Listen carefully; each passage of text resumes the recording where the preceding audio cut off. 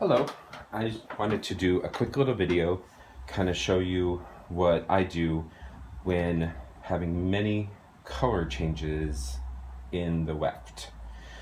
So this is, I'm using 40s to linen, so it's very fine. I hope it shows up on the camera. In two colors. There is a stone gray in the warp and this kind of medium brown, I call it a truffle color. So there's a medium brown and a medium gray. You can see them there. Very low contrast, but I like that a lot. I think that looks really nice. And I'm doing a plain weave pattern. I really love the way the look of plain weave looks in a check, if that makes sense. I also use my floating salvages. I use floating salvages on everything that I do. I know it's a little bit of a helper. Some people may say it's even a crutch, but I feel like it gives me really great clean edges on projects, especially something like napkins. This is, a piece that's going to be continually brought up to someone's face and eyes, so I feel like I want to be able to have the best looking edges because they're going to be examined very closely all the time. This is about 20 inches wide, and I'm also doing it 20 inches long as well. I am at 30 EPI and 30 PPI, which is picks per inch, obviously.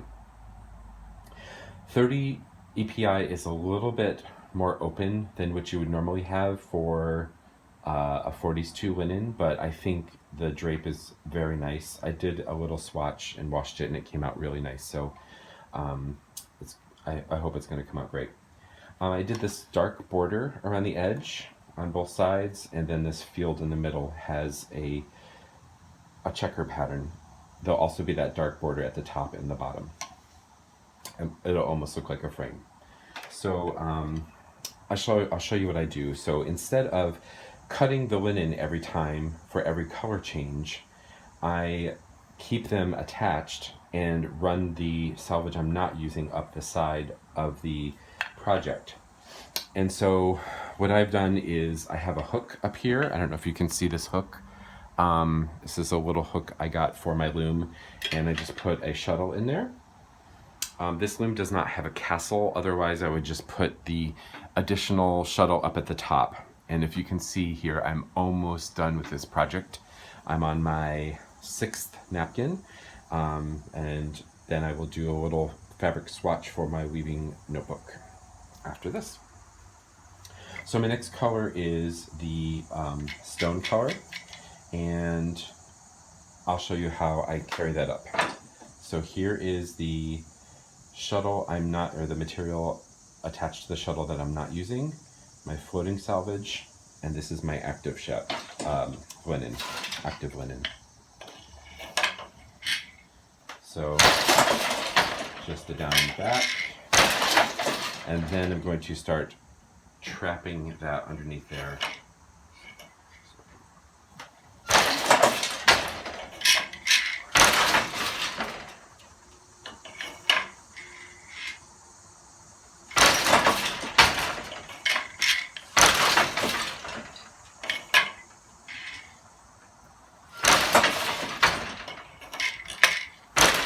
Okay, so I had 8 ends in the warp of the stone color, 8 ends of the truffle. So if I want a balanced weave, I'm doing 8 weft shots of each color. So that was 8. So this was the material that was floating up the side, and this material has never been under tension. You can see it's just hanging out here. So what I do after I weave and trap that in there, I take the hold of the material and towards the reed and just tension it ever so slightly, and that smooths out any lumps that were in the side there. And just switch. And then we're going to do 8 shots of the next color.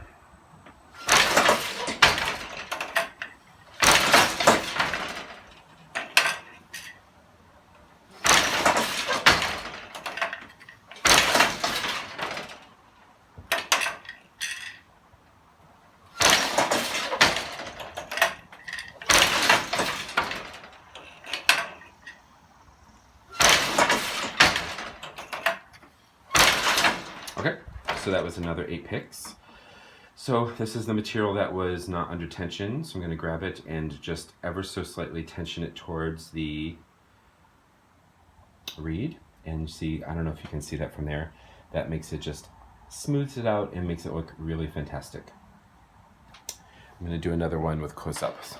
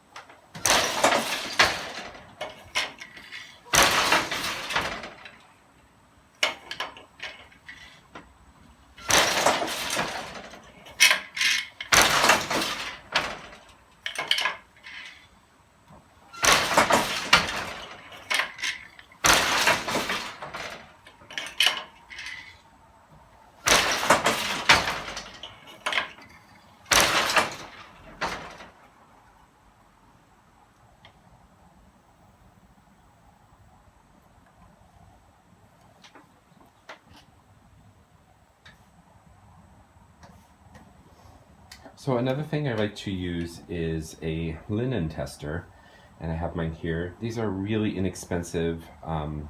Get them online, and you put it on your project and look through, and there are little inch markers on the edge, and you can actually count your picks per inch. So I said my warp was set at 30 EPI. I would also like to do 30 PPI, so that gives a very nice balanced weave. If for some reason I am getting 32 or 33, then that means I'm beating a little too firm, and so I just need to adjust the amount of muscle you put in the beat. I use this not only for linen projects, but I also use this for wool and for cotton as well. Anything that I would want a very balanced weave with. And I check my PPI every 6 to 8 inches in the project, just to ensure that I'm getting a nice balanced weave.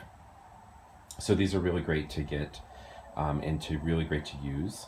I have a couple of these, and it's a great tool to kind of keep you on track with what you want to do.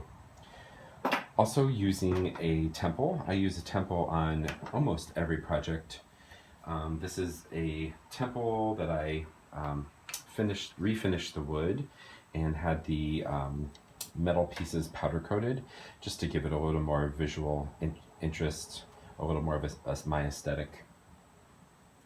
The temple helps keep the linen cloth open. A lot of times with linen, it wants to draw in a lot, and when it draws in, it puts a lot of tension on the edge threads, and they break very easily. And then especially when you're weaving with shuttles like these, and you can pull and it keeps making the project smaller and smaller, it puts a lot of tension on the edge. So the temple keeps the project open. You still have to work at making your edges beautiful. This does not make your edges beautiful. It just holds the fabric open. You still have to work hard at making sure that you have really nice, beautiful edges. So that's what I do, and those are the tools that I use. This is my Loom. I should have mentioned it's a 64 inches wide, 12 shaft, 14 treadle J-made loom, and it's made in Oregon City, Oregon. It's a handmade loom, and it's in this really pretty dark walnut color, which I just absolutely love. It has worm gear tension on the cloth beam as well as the back beam. It has a sectional beam, which I've never used. I almost want to take it off because it's kind of in the way. And it has just a regular beam as well. Maybe at some time I will transform that, but I absolutely love this loom. It's great for blankets, it's great for tablecloths, it's great for any wide project. I've woven my coverlet on this loom. I've woven a ton of great projects on this. So it's a really fantastic loom. I'm also using Canopus shuttles. The company is called Canopus, Canopus shuttles, and these are all handmade looms by handmade shuttles by a woodworker in Wisconsin. He does really fantastic work. His The way he makes them is he layers woods to give them different interests.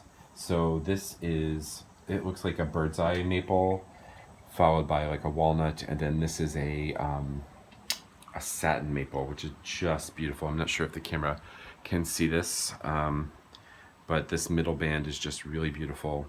And then the bird's eye maple again on the back, which is just lovely. This are closed bottom shuttles, which I use almost exclusively. I work a lot in linen, so the closed bottom really slides nicely across the warp and it doesn't abrade it. Here's a darker one. This is really beautiful dark. This may also be walnut too, and a couple different woods